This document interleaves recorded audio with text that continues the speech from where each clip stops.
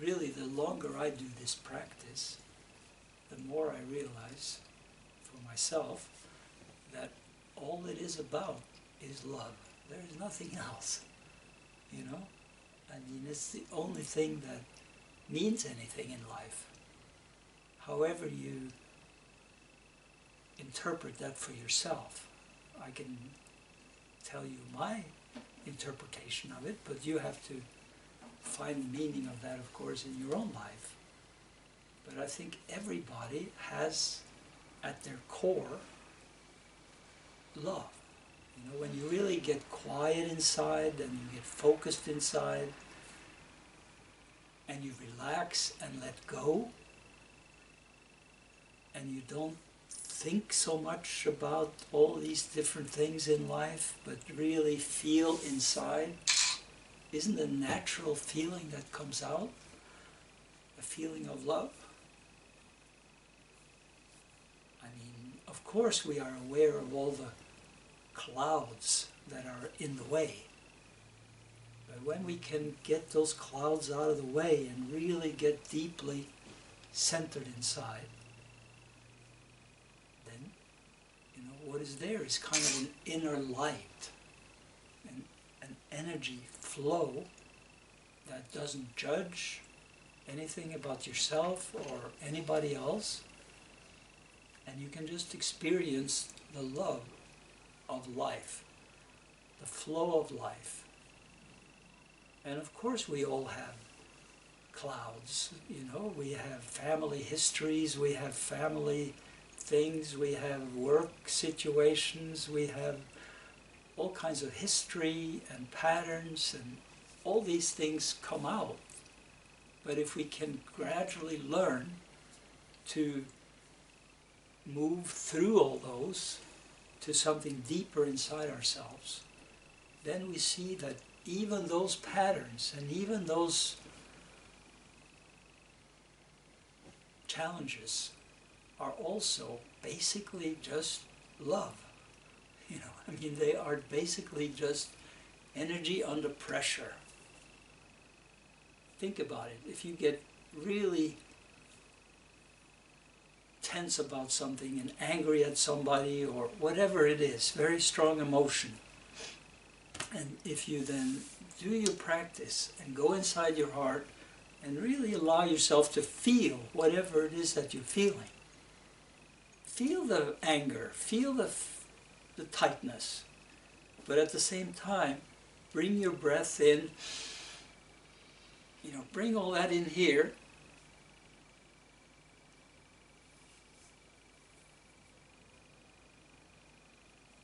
and doesn't it kind of dissolve?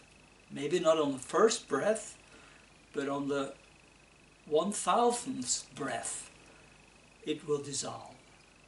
So we have to really do it. I call it, you know, to build inner muscles.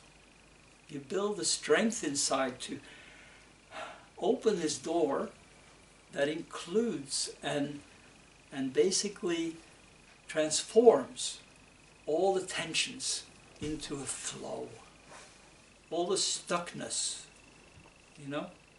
So when we move our attention from here and all the thoughts and in here and then below that in here and all the way to the bottom, and we just sit and we let go. At least for me, what comes out in the middle of all of that, all the clouds and all the difficulties and challenges, is just a sense of gratitude and light and love. And if we can allow ourselves to feel the transformation from that tightness, that stuckness, to the flow, which really that stuff is made up of. You know, anger is just energy under pressure. And so is, you know, sadness or any kind of doubt and resistance and confusion and all of that is just energy under pressure. So if we, instead of having that in our mind, and go through it over and over and over and over again, if we instead of doing that, bring our attention into this psychic system that we are, and just really ask, open and let go, this flow comes out naturally. And to the extent that there is tightness, of course when tightness goes, it will open, tears may start flowing, you might, have a motion or you may not, doesn't matter. But you will feel something inside yourself. Really, and it is so gratifying. I mean, there's so much tension in this life, isn't there? And we really can't engage in everybody else's tensions. We can only dissolve our own and invite others to participate in that dissolution of tension. And it happens here, in the class, or in the open eyes meditation. In the beginning it's a little bit tight and, okay, I'm back here. And then gradually, as there is some sense of flow and you get more centered inside, isn't it true that some of the tightness starts to loosen up? And this is really the biggest miracle of life, that we can do that inside ourselves and that we can share it.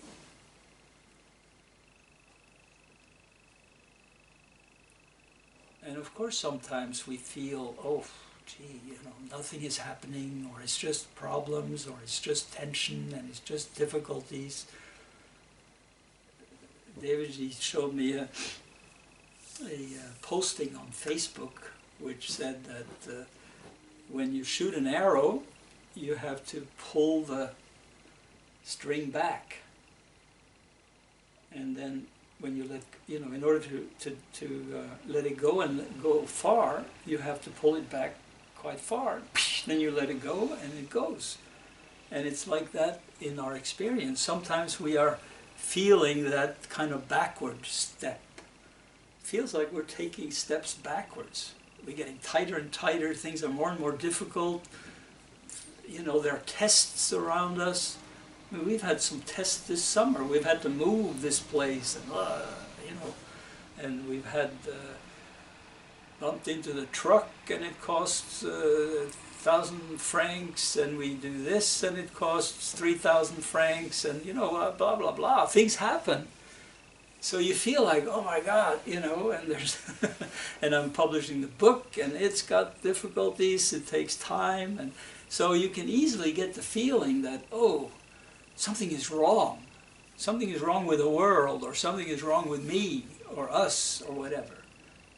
But the practice makes it possible to not do that, to not get stuck in that, to just realize, well, this is natural, When you try to make a change, when you go even deeper, more deeply into yourself, the universe usually responds with some tests. So it says, are you going to be able to still stay open and loving and flowing even with those challenges? Or are you going to let that get you stuck? Two choices, well, we have always. So the benefit of, really being committed and really persevering through all of it is that if we can stay relaxed and even contribute, to the stretching of that bow, so that, allow it to get tight. It has to get tight. But, don't get stuck there, because then nothing will ever happen. You have to let go, and then it goes, and new things happen.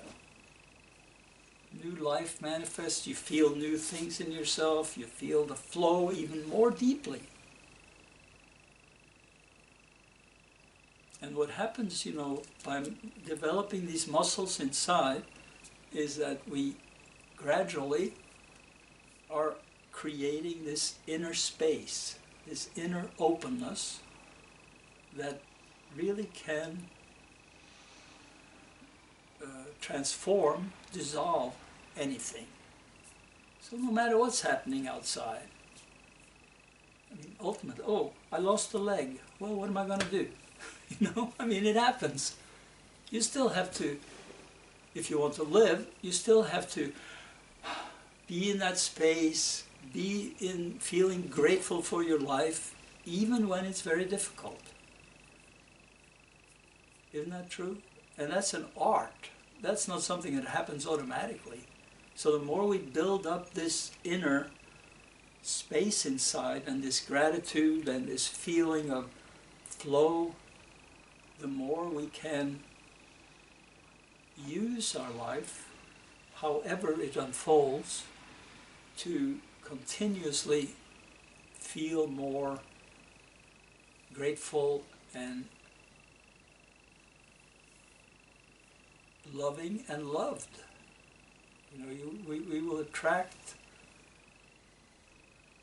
a life that is a sharing of love instead of a sharing of problems and of fighting and fussing and conflicts. Of course, those things happen periodically, but we don't want to get stuck in them. And the practice is really, really powerful for that. It really, I mean, most of you have had some, all of you have had some taste of that, you know.